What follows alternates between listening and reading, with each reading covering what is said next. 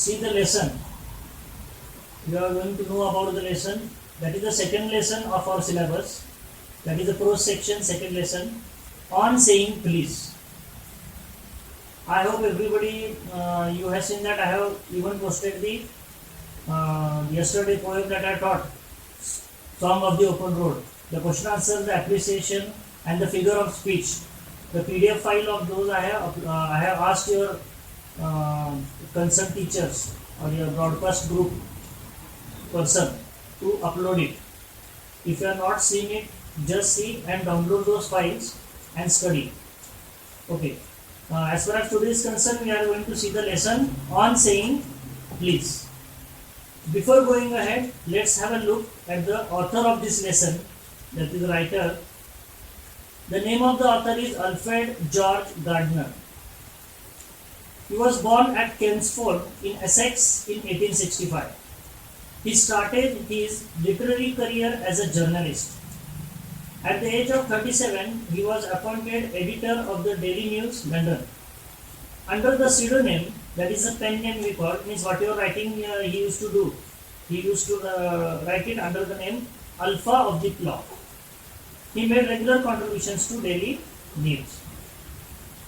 Now in the same paragraph, last 3 lines, his uniqueness lies in his ability to teach the basic truth of life. This is the main thing, the basic truth of life in an easy and amusing manner. So very easily he used to focus on the basic truth of the life. That is we are going to learn in today's lesson. He raised the question of the morality in everyday life. Now in this lesson, the name of the lesson is on saying please. The author has pointed out the value of good manners in social life and emphasizes the importance of courtesy and politeness in daily behavior. He shows how polite speech and manners sweeten the atmosphere around and how discourtesy and ill manners spoil or pollute it. खूप simple concept आहे, खूप छान रीत्या त्याने मांडलेला आहे. आपल्या दैनंदिन जीवनात in everyday life we use few words which shows the gratitude, thankfulness. We always say please, thank you, so good of you. Many of these words are there.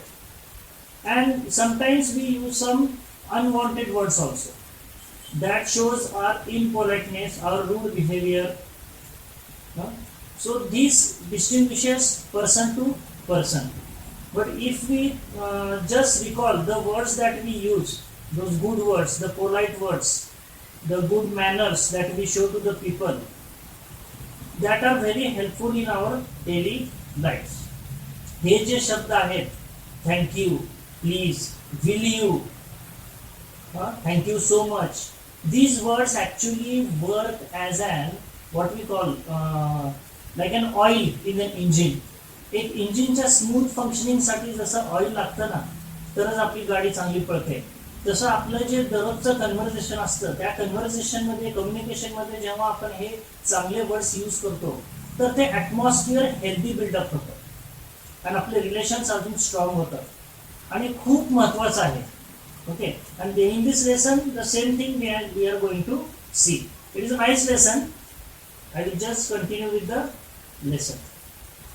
एक सीन सेटअप सांगतो तुम्हाला की एक लिफ्टमॅन आहे. लिफ्टमॅनचं काम काय? What is the work of a liftman? A liftman operates the lift and also helps the passenger. हा त्याचं काम आहे की काय करायचं, लिफ्ट वर नेणे, खाली आणणे आणि पॅसेंजरला काही लागले असेल तर त्याला मदत करणे. आता सीन असा आहे की लिफ्टमॅन कुणीतरी सांगतो की बाबा लिफ्टमॅन आता कोणातरी वर जायचं आहे एका बिल्डिंग मध्ये किंवा खाली यायचं आहे. तो माणूस तिथे एंटर करतोय आणि लिफ्टमॅन आत बसलेला आहे किंवा उभारला असेल. त्याचं ड्युटी काय आहे की त्या माणसाला जिथं जायचं त्या फ्लोअरला त्याला पोहोचविणे आणि त्याची ऑर्डर ओबे करणे. Okay, so here I will begin with the lesson and before going the theme of this lesson is courtesy, civility, morality and responsibility. बरोबर आहे. कर्टसी रिस्पेक्ट दाखवणे, सिव्हिलिटी आपलं जे सौजन्यपूर्ण व्यवहार असतो तो दाखवणे, मॉरॅलिटी जे करेक्ट आहे जे रॉंग आहे ते जेव्हा आपल्याला कळावं लागतं त्याला आपण मॉरल व्हॅल्यूज म्हणतो, आणि रिस्पॉन्सिबिलिटी जबाबदारी. हे सगळे गोष्टी जेव्हा आपण एकत्रितपणे आणतो तर हे बेसिक थीम आहे आपल्या आयुष्याची. Okay, so I will begin with the lesson. The young liftman in a city office who threw a passenger out of his lift the other morning and was fined for the offense was undoubtedly in the wrong. तर हे scene कसं आहे, एक माणूस जो आहे तो व्यक्तीला कुठेतरी वरच्या बाजूला जायचं आहे, कुठेतरी फ्लोअरला जायचं, तो आत येतो लिफ्टमध्ये आणि काहीतरी असं घडतं आणि लिफ्टमॅन काय करतो, त्या माणसाला बाहेर फेकून देतो. त्याचं काम काय ऍक्च्युली, तर त्याला जिथं जायचं तिथं पोहोचविणे किंवा त्याची मदत करणे. आणि हा उलट काय करतो, त्या माणसाला बाहेर फेकून देतो लिफ्टमधनं. He threw him out of the lift. आणि हे आपल्याला नक्कीच कळतं की हा माणूस चुकीचा आहे. कोण? लिफ्टमॅन. हे जे वरचे 3 वाक्य आहे, जर कुणी कुणाला उचलून फेकून दिलं बाहेर तर तो चुकीचाच आहे. Undoubtedly it was wrong. It was a question of please. Okay, इथं काय आलं, एक वर्ड प्लीज वापरलं नाही गेलं, त्याच्यामुळे हे सगळं घडलं. बघा किती छोटीशी गोष्ट आहे, only one word. The complainant entering the lift. Complaint म्हणजे काय, ज्या व्यक्तीला ह्या माणसाने फेकून दिलं, लिफ्टमॅनने ज्या व्यक्तीला फेकून दिलं, त्यानंतर त्याने केस केली. ओके, ते पुढची गोष्ट आहे. The complainant entering the lift sed top. म्हणजे तो लिफ्टमध्ये जेव्हा एंट्री मारला तो काही बोलला नाही. जनरली कसं बोलायला पाहिजे टॉप प्लीज. तो काय म्हणतो, टॉप वर घेऊन चल. आपण म्हणतो ना थोडं ॲरोगंटली म्हणतो ना, तसं तो टॉप म्हणतो. The liftman demanded top please. Sir top please म्हणा असं तो म्हणतो फक्त. लिफ्टमॅन काय म्हणतो, असं टॉप म्हणण्यापेक्षा टॉप प्लीज म्हणा. And this concession been refused. This concession means, here concession meaning काय होतं की त्याला अलाव करणे. म्हणजे इथं काय दाखवलेलं आहे की त्याला फक्त टॉप प्लीज म्हण, मी तुला घेऊन जातो. तर दिस कन्सेशन बीइंग रिफ्यूज, पण त्या माणसाने रिफ्यूज केलं, तो म्हणाला नाही top please. This concession being refuse, he not only decline to comply with the instruction but hurled the passenger out of the lift. Hurled म्हणजे काय, जोरात ढकलून नेणे. To throw with a push. तर ते काय म्हणलं की सर टॉप प्लीज म्हणा, तर त्याने ते ऐकलंच नाही आणि उलट काय केलं, ऐकलं तर नाही तर त्याला बाहेर फेकून दिलं. रिझन काय होतं, त्याने त्याला थोडीशी रिस्पेक्ट दाखवली. कारण तो पण एक माणूसच आहे. लिफ्टमध्ये काम करतो म्हणून काय झालं, तो पण माणूसच आहे. आपण हॉटेलला जातो, वेटर आहे, तो पण माणूसच आहे. कुठेही जाऊ दे, तो माझे आपल्या जे पण आपले माणसं काम करतात, लहान असू दे किंवा मोठे असू दे, म्हणजे त्यांच्या हुद्द्यावर, पण ते माणसंच आहेत, त्यांना पण मन आहे. त्यांना पण वाटतं की समाजात त्यांची इज्जत असावी. पैसा थोडंफार कमी असलं तर चालतं, पण माणसाला स्वतःची प्रतिष्ठा खूप महत्वाची असते. Self respect is very important for a person. So what he demanded, sir please say top please. And the front person rejected it. And what he did, he forced him, threw him out of the lift. Okay. This of course was carrying a comment on manner too far. बरोबर, बाहेर फेकून देणं म्हणजे काय, जरा अतिच झालं असं यांचं म्हणणं आहे. Discourtesy is not a legal offense. Discourtesy म्हणजे काय, rudeness. जेव्हा आपण कोणाला रिस्पेक्ट दाखवत नाही, we don't show courtesy, it is called as a discourtesy. It is not a legal offense and it does not excuse assault and battery. आता हे assault and batteryचं meaning सांगतो. assault and battery म्हणजे काय, तुमच्यावर जेव्हा कोणी हल्ला करतो, प्राणघातक हल्ला करतो, त्याला assault and battery म्हणतो आपण. When somebody attacks you with the violence, तुमच्यावर जोरदार कोणीतरी हल्ला करतो, त्याला assault and battery म्हणतो. So discourtesy is not a legal offense and it does not excuse assault and battery. म्हणजे इथं काय, हे 2 लाईनमध्ये काय सांगितलं बघा, त्या माणसाची रिस्पेक्ट ठेवली गेली नाही. जर कुणी तुमची रिस्पेक्ट करत नाही तर हे ऍक्च्युली कुठलं लॉ ब्रेक केलेलं नाहीये, रूल्सच्या अगेन्स्ट जाणं नाहीये. कुठं असं पुस्तकात लिहिलेलं आहे की तू माझं रिस्पेक्ट नाही केलं तर तुला जेल होईल, कुठेही लिहिलेलं नाहीये. तर डिसकर्टसी दाखवणे हे काय ऑफेन्स नाहीये, लिगल ऑफेन्स हे नाहीये. ऑफेन्स म्हणजे काय, कुठलेही रूल जेव्हा तुम्ही ब्रोक करता त्याला लिगल ऑफेन्स म्हणतो. तर त्याला डिस्कर्टसी केली, त्याचा अपमान केला, हे तर काय लिगल ऑफेन्स नाहीये. पण असं तुम्हाला कोणी डिसरिस्पेक्ट दाखवलं किंवा रिस्पेक्ट नाही केली म्हणून तुम्ही त्याच्यावर हल्ला करता, हे चुकीचं आहे, हे एक्सक्यूज नाही. Okay. If a burglar breaks in to my house, if a burglar means any person who illegally enters into your house or building or office. म्हणजे आपण थोडक्यात म्हणू शकतो की चोर कुणी असेल जे की तुमच्या परवानगीविना तुमच्या घरात शिरतोय. Okay, if a burglar breaks into my house and I knock him down, the law will acquit me. Okay, the law will acquit me. Acquit म्हणजे काय? निर्दोष. म्हणजे समजा कुणीतरी माझ्या घरामध्ये मला न विचारता एंट्री केली चुकीच्या उद्देशाने आणि मी त्याला जोरात एक मारली. आपण त्याला जोरात मारलं, लाकडाने मारा, हाताने मारा, काहीतरी त्यावेळेला आपल्याला जे सुस्त आपण करतो आणि त्याच्यावर अटॅक करतो, तर तेव्हा लॉ विल ॲक्विट मी. तेव्हा लॉ तुम्हाला प्रोटेक्ट करतं, तुम्हाला निर्दोष मानतं. And if I am physically assaulted, assaulted म्हणजे काय? जोरात तुमच्यावर हल्ला झाला, तो माणूस आला म्हणून पण तुम्ही त्याला मारू शकता. आणि समजा फिजिकली असॉल्ट म्हणजे काय? कोणीतरी येऊन तुमचा हल्ला केलाय, the law will permit me to retaliate. Retaliate म्हणजे काय? जशास तसे उत्तर देणे. Retaliate means what? जशास तसे उत्तर देणे. रिटर्न अटॅक म्हणतो आपण त्याला. ओके, जर कोणी चुकीच्या उद्देशाने माझ्या घरात शिरलं, मी त्याला मारू शकतो. जरी कोणी माझ्यावर हल्ला केला तर मी त्याला रिटॅलिएट करू शकतो. हे रिझनेबल व्हायलेन्स आहे. विथ रिझनेबल व्हायलेन्स मी पण त्याच्यावर हल्ला करू शकतो. It does this because the burglar and असेलेंट. असेलेंट म्हणजे काय? जो माझ्यावर अटॅक केला त्याला असेलेंट म्हणतो. It does this because the burglar, जो माणूस घरात शिरतोय आणि माझ्यावर ज्याने हल्ला केलाय तो assailant, have broken quite definite commands of law. कारण न्यायाच्या पुस्तकामध्ये हे चुकीचं आहे. काय चुकीचं आहे? तर कुणाच्या घरामध्ये न विचारता शिरणे, कुणावर हल्ला करणे. तर ह्याच्यामध्ये लॉ आपल्याला प्रोटेक्ट करतो. पण जर कोणी आपल्याला अपमान केलं तर लॉ प्रोटेक्ट करतो का? नाही. these are the social behaviors. But no legal system could attempt to legislate. To legislate म्हणजे law तयार करणे. No legal system could attempt to legislate against bad manners or could sanction the use of violence against something which it does not itself recognize as a legally punishable offense. बरोबर. इथं काय दिलेलं आहे? कुठलीही legal system जे आहे असं कुठलंही लॉ आणू शकत नाही की कुणीतरी तुमच्याकडे चुकीचं वागलंय, तुमच्याकडून डोळे वटारून बघितलंय. आपल्या सोलापूरमध्ये खूप होतं. कुठंतरी बसलात किंवा 4 मुलं बसलेत, समोरून दोघं चाललेत, कुणीतरी सहज बघता बघता तुमच्याकडे डोळे मोठे करून बघितले. अरे का बघायला, तू का बघायला, हे आपलं सुरू होतं. आणि पुढची गोष्ट ही पुढची आहे. बरेच जण तुमच्यापैकी कोणी अनुभवली असेल.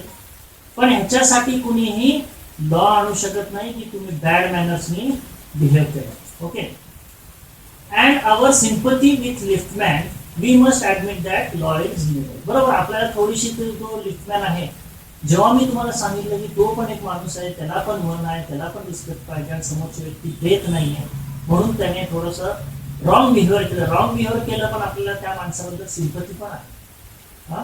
बरोबर आहे. पण याच्यासाठी लॉ येऊ शकत नाही. लॉ त्याला पनिश करणारच, कारण त्याने चूक केली आहे in the book of law. It would never do if we are at a liberty to box people's ears because we did not like their behavior or the tone of their voices or the scowl of their faces. Our fist would never be idle and the gutters of the city would run with blood all day. आता इथं खूप छान म्हटलं बघा. जर असं law आलं, म्हणजे it would never do if we are at a liberty to box people's ear. जर असं झालं, लॉने आपल्याला ही सूट दिली की त्याने तुझ्यासोबत वाईट मारलाय का, तर चल त्याच्या कानाखाली दे. टू बॉक्स पीपल्स इयर म्हणजे काय? मूठ बंद करून जोरात एक बुक्की मारणे, त्याला बॉक्स म्हणतो आपण. ओके, जर असं लोक जर तुमच्याशी चुकीचं वागले किंवा बॅड मॅनर्सशी वागले, तुम्हाला रिस्पेक्ट नाही दिलं किंवा विचित्र तुमच्याकडे चेहरा करून बघायला लागले आणि तुम्ही त्यांना जर जोरजोरात मारायला लागलात, हल्ला करायला लागलात, तर काय होणार आहे? ह्याच्याने होणार काय नाहीये. Our fist would never be idle. तर आपल्याला दररोज कितीतरी व्यक्ती आपल्या विरोधात वागतात किंवा आपल्याला आवडत नाही असं वागतात. तर प्रत्येकाला जर आपण मारत बसलो तर दिवसभर आपल्याला आपली मूठ बंद करून ठेवावं लागेल आणि दिवसभर पडवत बसावं लागेल. आणि होतील काय, सगळीकडे भांडणच भांड होऊन काय होणार आहे, सिटीचे ते गटर्स असतात ना, गटर म्हणजे आपण गटर्स म्हणतो मराठीत, गटारीतलं पाणी म्हणतो, सगळे गटर रक्ताने भरून जातील. All the gutters of the city would run with blood all day. बरोबर आहे ना? Next paragraph, that last two lines of the page. I may be as uncivil as I may please, and the law will protect me against violent retaliation. आता इथं काय म्हणलंय, मी कितीही अनसिव्हिल असू शकतो, म्हणजे मी कुणाशी कितीही वाईट वागू शकतो, बरोबर आहे. पण मी जर कुणी माझ्यावर हल्ला केला आणि लॉच्या हिशोबाने ते चुकीचं असेल आणि मी त्याला परत मारलं तर लॉ मला नक्कीच प्रोटेक्ट करणार. I may be haughty. Haughty म्हणजे काय, गर्विष्ठ. हॉटी म्हणजे काय, गर्विष्ठ. ॲरोगंटली सुप्रियर. काही काय माणसं स्वतःला खूप भारी समजतात, हा, तर बाकी सगळे चिड्डर लोक आहेत, मी खूप भारी. आय मे बी हॉटी और बुरिश. बुरिश म्हणजे उद्धट. उद्धट म्हणतो ना आपण, रूड पर्सन, उद्धट. मी गर्विष्ठ असेल, मी उद्धट असेल, and there is no penalty to pay except the penalty of being written down as an ill-mannered fellow. बरोबर आहे. मी कितीही गर्विष्ठ असेल किंवा कितीही उद्धट असेल, मी किती रुडनेसने वागत असेल, I may be behaving very rudely, but for that there is no penalty except that people will tell you that fellow is an ill mannered. हे ना, हे उद्धट माणूस आहे, ते बरोबर नाही, हे गर्विष्ठ आहे, एवढंच बोलणार आहे. तुम्हाला काय त्याच्यानंतर तुम्हाला काही जेल होणार आहे का, तुम्हाला लॉ काही बोलणार आहे का, काहीच नाही, कारण ह्यासाठी लॉ नाही आहे. Okay.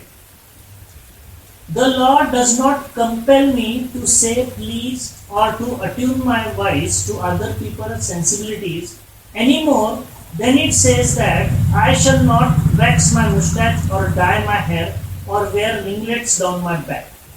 It does not recognize the laceration of our feelings as a case of compensation. There is no allowance for moral and intellectual damages in these matters. Okay. आता इथं काय म्हटलेलं आहे बघा, the law does not compel. तुम्हाला law force करू शकत नाही कुठल्या गोष्टीसाठी, प्लीज म्हणा किंवा समोरच्या व्यक्तीचं जे सध्याला सेन्सिबिलिटी आहे त्यांच्या हिशोबाने तुम्ही वागा, असं तुम्हाला कुठलंच लॉ म्हणत नाही. The law will never compel to say please or respects front person or use good words in the same way as it does not compel you to wax your mustache. तुमची दाढी करा, मिशा काढा, किंवा त्याला व्यवस्थित dressing करा, किंवा तुमचे हेअर डाय करा. तुमचे जे पाठीमागं काही काही जणांचे हे म्हणतात बघा, वेअर रिंगलेट्स म्हणजे curled piece of long hair. काही काही मुलं वगैरे असतात, पाठीमागं मोठे केस वाढवतात आणि त्याला गोल गोल गोल गोल गोल गोल करतात. असं आपण वेस्ट इंडिजच्या प्लेअरमध्ये वगैरे बघतो. पण हे जर तुम्ही केलं, हे तुम्हाला थांबवणार का लॉ? नाही थांबवणार. ह्याला पण तुम्हाला फोर्स करू शकत नाही की दाढी कुठल्या लॉ मध्ये लिहिलंय का व्यवस्थित दाढी करूनच यायचं, मिशांची व्यवस्थित ठेवण ठेवायची, डाय करूनच यायचं, पाठीमागं रिंगलेट, हे कुठल्याही बुक मध्ये दिलेलं नाहीये. तसंच बुक मध्ये प्लीज म्हणणं पण दिलेलं नाहीये. That is the law. It does not recognize the laceration of feelings. Laceration means what? Cut and tear. Cut and tear of feelings म्हणजे भावना दुखावणे. भावना, कुणाचीही भावना दुखावणे, ह्याला लॉ रेकग्नाइज करत नाही, हे ऑफेन्स मानत नाही. So cut and tear of feelings are never recognised as an offence. There is no allowed. तुम्हाला याची कुठलीही भरपाई मिळत नाही. कोणीतरी काल तुम्ही समजा कोणीतरी भर चौकामध्ये एक गाडीवाला येतं, दुसरा सायकलवाला येतं, एक इकडं बघून जातो, एक तिकडं बघून जातं आणि चौकात धडक मारली. धडक मारली की दोघं एकमेकाचा उद्धार सुरू करतात. सगळ्यांना एकमेकाची आई वडील सगळे आठवतात आणि उद्धार होतो. मग त्याने मला अशी शिवी दिली, त्याने मला अशी शिवी दिली म्हणून तुमच्यावर केस त्या शिवी दिली म्हणून बनवू शकत नाही, किंवा त्याने चुकीचे अपशब्द वापरले म्हणून तुमच्यावर केस होऊ शकत नाही. ओके. ना this does not mean that the damages are negligible. आता सगळ्यात महत्वाची गोष्ट काय आहे की तुम्ही जर सगळ्या सोसायटीमध्ये सगळे लोक जर आपण जर प्लीज, रिस्पेक्ट हे शब्द आपण जर वापरायचं बंद केलं. ओके, थोडस क्लिअर करतो मी screen. Okay. This does not mean that the damages are negligible. जेव्हा खरं तर आपण कुठल्या तरी माणसाला समजा एक दोन मारले तरी चालतंय. ओके, ते 2-4 दिवस राहतात डोक्यात, याने मला मारलं होतं किंवा काहीतरी झालं. पण जेव्हा चार चौघात जेव्हा कोणाचा अपमान होतो, हा खूप विचित्र एक फिलिंग असते जे की कधीच जात नाही.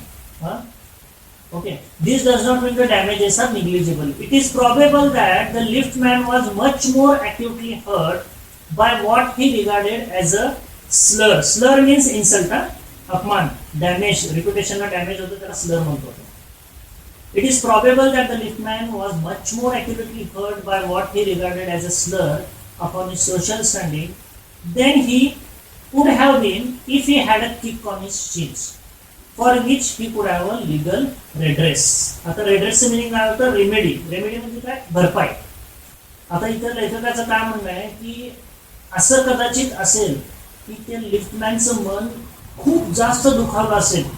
कशामुळं? तर त्याचा अपमान झाल्यामुळं, सोसायटीमध्ये त्याचं जे स्थान ते खालावलं, त्याने प्लीज म्हणायला नकार दिला, तर तो जास्त हर्ट झाला, इमोशनली हर्ट झाला. एखाद वेळेस त्या माणसाने जर त्याला एक काय दिलेलं आहे, if he had a kick on his शिन्स, म्हणजे एक जोरात लाग बसली असती किंवा कोणीतरी त्याला मारला असतं तरी एवढं दुःख झालं नसतं जेवढं हे त्याला इमोशनली हर्ट झाल्यामुळे. Okay. And for which he could have got a legal redress. म्हणजे समजा कोणी त्याच्यावर हल्ला केला असता तर त्याला भरपाई मिळाली असती, पण त्याला हे जे मनाचे भावना दुखवले गेले आहेत त्याची भरपाई लॉ देत नाही. Okay. Okay. This does not mean the damages are negligible.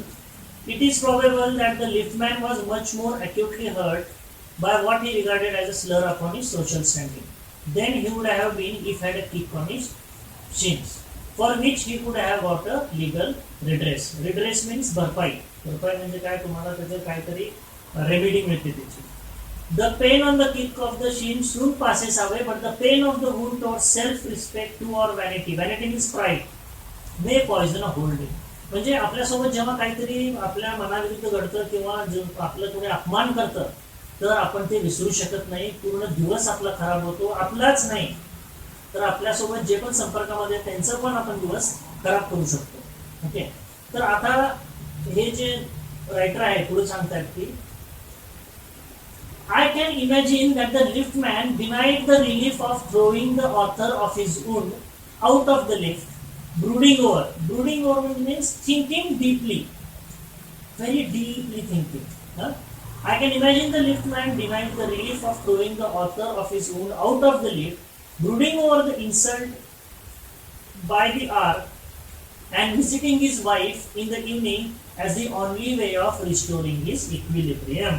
Equilibrium means balance. हा इथं म्हणजे आता बघा हे रायटरचं काय म्हणणं आहे, मला असं वाटतं, आय कॅन इमॅजिन, मी असं विचार करू शकतो की जरी त्या लिफ्टमॅनने असं नकारलाय, he had denied the relief of throwing the author of his wound out of the lift. त्याला थोडासा तो शांत झालाय, त्या माणसाला त्याने लिफ्ट मधून बाहेर फेकून दिलं कारण त्याने त्याचा अपमान केला होता, तर तो थोडा वेळापुरता शांत झालाय, तो रिलीफ झालेला आहे.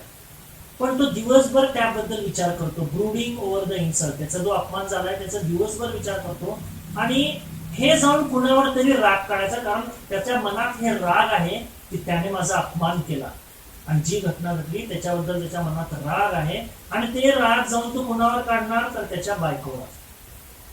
असं बऱ्याच वेळेस होतं, कुणावर काढता येत नाही म्हणून जाऊन कुणावर काढा तर राग तर बायकोवर काढायचं. काही असेल, गेलं जाऊन चहा दिली की मग कसलं चहा करतेस, तुला साधं चहा करता येत नाही, मी दिवसभर थकून येतो, तुला काय कामं करता येत नाही, तू काय कामाची नाही, असं म्हणून एक छोट्या गोष्टीवरून करायचं. हे राग ऍक्च्युअली कशाचा असतं तर त्या माणसाचं. आता तो राग बॅलेन्स करण्यासाठी, तो जो सूड घ्यायचा होता त्या माणसाचा, ते बॅलेन्स करण्यासाठी राग कुठं काढायचं तर तो त्याच्या बायकोवरती राग काढतो. Okay. So what he did after visiting his wife in the evening as the only way of restoring his equilibrium. Equilibrium म्हणजे balance. For there are few things more catching than bad temper and bad manners. आता for bad tempers and bad manner there are few things more catching. आता पुढे दिलेलं example, हे पण छान example आहे. when Sir Anthony Absolute bullied Captain Absolute. Okay. Sir Anthony absolute हे वडील आहेत, कॅप्टन ॲब्सोल्यूट हा त्यांचा मुलगा आहे. ओके. आता ही एक वेगळी स्टोरी आहे, आपल्याला त्या स्टोरीमध्ये डिटेलमध्ये जायचं नाहीये. ओके. हे इन्सिडेंट ऍक्च्युली कशाचं आहे, द रायव्हल्स, एक कॉमेडी आहे, शेल्डनने लिहिलेलं आहे द रायव्हल्स म्हणून, त्याच्यामधला एक छोटासा किस्सा आहे. तर इथं काय, सर अँथनी ॲब्सोल्यूट हे वडील आहेत, he is a father, bullied captain absolute. Bullied means what, threatening. कोणाला धमकावतो ना आपण, धमकी देतो किंवा थ्रेटनिंग करतो, तर त्याला म्हणतो bullied. So when Sir Anthony Absolute bullied Captain Absolute, the latter म्हणजे काय, त्यांचा मुलगा captain absolute went out and bullied his man Fag. Okay, fag कोण आहे, त्यांचं सर्वंट आहे. म्हणजे हे वडिलांनी मुलाला काहीतरी रागारागात बोलून गेले, त्यानंतर त्याचं राग काय झालं, त्यांचा मुलगा जो कॅप्टन ॲब्सोल्यूट त्याने कुणावर काढलं, त्यांचा एक सर्वंट आहे फॅग. आता फॅगला पण मालकावर राग आहे, म्हणजे मुलगा वडिलांवर राग काढू शकत नाही, त्याने कुणावर काढलं, त्यांच्या सर्वंट फॅगवर. फॅग आता त्यांच्या मालकावर म्हणजे कॅप्टन ॲब्सोल्यूटवर काढू शकत नाही, म्हणून फॅग जोर जोरात आपलं पाय बडवत डाऊनस्टेअर्स गेला, आपल्या पायऱ्यावर खाली गेला आणि जोरात तो पेज बॉय आहे त्याला लाथ मारली जोरात. आता पेज बॉय म्हणजे काय, हे कन्सेप्ट काय, जेव्हा लग्न होतं ख्रिश्चन्स मध्ये, ती जी नवरी मुलगी असते, ब्राईड असते, त्याला तो अकंपनी करतो, त्याला पेज बॉय म्हणतो. The person who is accompanying the bride, okay, at the wedding, he is called as an page boy. Okay, बघा म्हणजे कसं असतं, सुरुवात कशाने झाली, तर वडिलांनी मुलाला रागवलं. आता मुलगा उत्तर देऊ शकला नाही म्हणून त्याने काय केलं, नोकराला सर्वंटला रागवले. आता सर्वंटने काय केले, तर ते पेज बॉयला. तर ही चेन आहे, इट पासेस ऑन. ओके, तर याच्यावर परत कंपॅरिझन केलंय. मग परत ऑथर म्हणतोय, the author thinks that probably the man who said talk to the liftman was really only getting back on his employer, who had not said good morning to him because he himself had been henpecked at breakfast by his wife, to whom the cook had been insolent because the housemaid had answered her back. आता इथं तसंच एक किस्सा आहे, बरोबर आहे. आता एक गेस केलं याने आपल्या ऑथरने की तो जो लिफ्टमॅन आहे, लिफ्टमॅनने त्याला सांगितलं की तुम्ही टॉप प्लीज म्हणा, पण तो काय म्हणाला, टॉप चल मला वर घेऊन चल, असं तो म्हणाला, एक ॲरोगंट वेने म्हणाला. तर ऑथरचं म्हणणं आहे असं असू शकतं हे की ॲक्च्युली तो जेव्हा ज्या कंपनीमध्ये काम करतो त्या कंपनीमधला एम्प्लॉयर म्हणजे त्याचा बॉस, त्या बॉसने त्याला गुड मॉर्निंग म्हटलं नसेल. सकाळी हा गेला, गुड मॉर्निंग बॉस म्हणला असेल आणि बॉसने त्याला गुड मॉर्निंग म्हटलं नाही. ओके, इथे दिलंय, probably the man who said talk to the liftman was really getting back on his employer who had not said good morning to him because he himself had been. म्हणजे काय, त्याने बॉसला good morning म्हटलं, बॉसने reply दिला नाही, या माणसाला राग आला, त्याने येऊन राग कुणावर काढला, लिफ्टमॅनला. मग ते बॉसने काय गुड मॉर्निंग म्हटलं नसेल त्याला, तर या ऑथरचं गेस आहे असं होऊ शकतं की he himself, the boss he himself had been henpecked. Henpecked म्हणजे काय असतं, जिथं हजबंड हॅरेस्ट होतो, जिथं प्रभुत्व काय म्हणतो आपण त्याला, मिसेसचा असतो म्हणजे वाईफचा असतो, ते त्याच्यावर हक्क गाजवते. काहीतरी जेवताना करताना वेडा वाकडा त्याला बोलले असेल, हँडपेक्ड. हँडपेक्ड म्हणजे काय, इन शॉर्ट मराठी म्हणजे पतीला त्रास देणारी बाई. म्हणजे बायको काहीतरी, हा काहीतरी बोलला असेल, अगं हे स्वयंपाक असं झालंय, खावा गप गुमान जे वाढलंय ते, असं काहीतरी बोलले असेल ते, बरोबर आहे. मग आपल्या बायको, त्या बॉसवर कोणी हँडपेक केलं, he was henpecked by wife at the breakfast. आणि ती वाईफ का त्यांच्यावर रागवली, असं असू शकते की त्यांचे कुक, त्यांचा जो कुक आहे, lady cook, she might had been insolent म्हणजे रूड, त्याने काहीतरी रूड बिहेव केला असेल. का त्याने रूड बिहेव केला, कारण housemaid might have answered her back. बघा चेन कशी आहे बघा.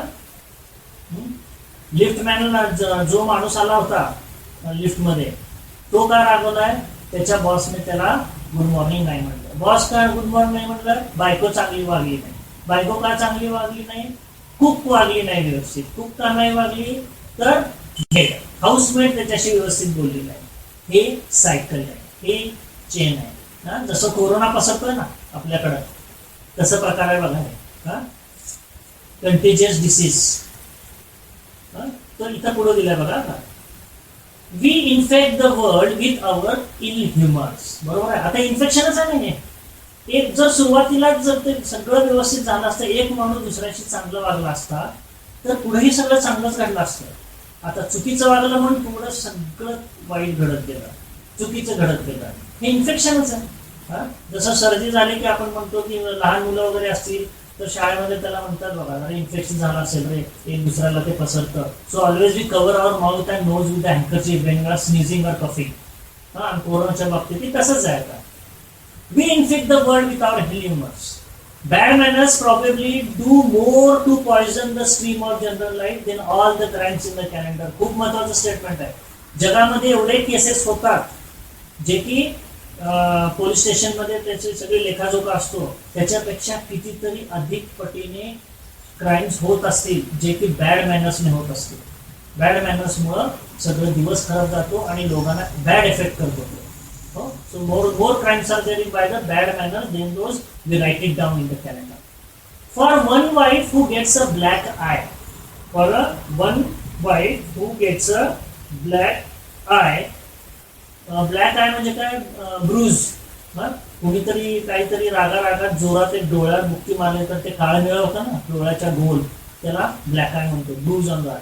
For one wife who gets a black eye from an otherwise good-natured husband, there are 100 who live a life of martyrdom. Martyrdom म्हणजे काय, suffering. Suffering म्हणतो किंवा torture म्हणा, त्याला मार्टिरडम इथं वापरेल. For one wife who gets a black eye from an otherwise good-natured husband, there are 100 who live a life of martyrdom under the shadow of a Morse temper. Morse temperचं meaning काय होतं, unhappy. म्हणजे आता कसं होतं, for one wife who gets a black eye from generally कसं दिलं, एक स्त्री आहे, तिला जखम झाली आहे का तर त्याच्या नवऱ्याने तिला मारलंय. आता मारल्यानंतर तिला काहीतरी डोळ्यावरती इजा झाली आहे, पण तो तेवढा क्षण सोडला तर शक्यतो बाकीच्या वेळेस तो खूप चांगला वागलाय तिच्याशी, बरोबर आहे. पण अशांची लगेच दखल घेतली जाते. पण असे कित्येक स्त्री असतील जे की टॉर्चर होत आहेत, सफरिंग होत आहेत. कशामुळं तर त्यांच्या हजबंडच्या अनहॅपी टेम्परमुळं. मोरस टेम्पर म्हणजे काय, unhappy temper.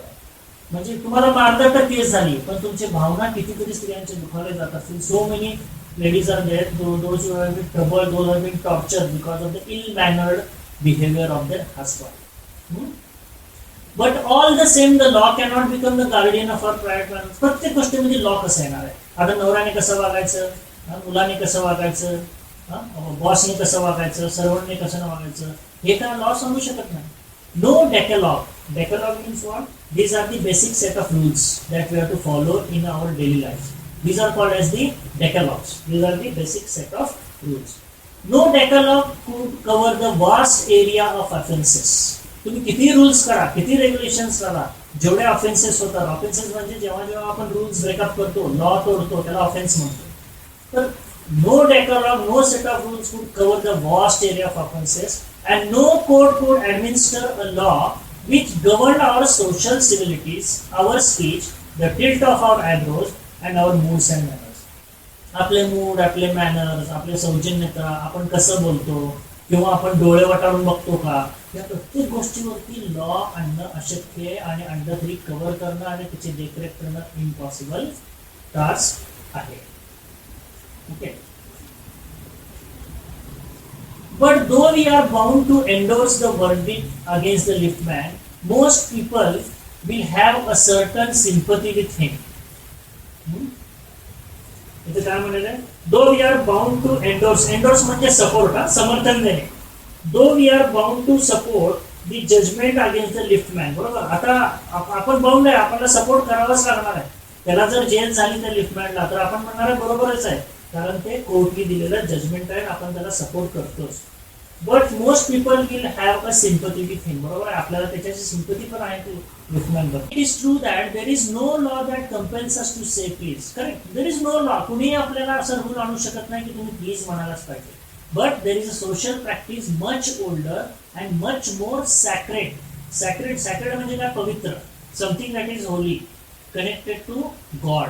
Okay, there is a social practice much older and much more sacred, that is pure, that is what we call holy, than any law which enjoin us to be civil. तर हे जे आहेत ना, हे खूप जुनी गोष्ट आहे.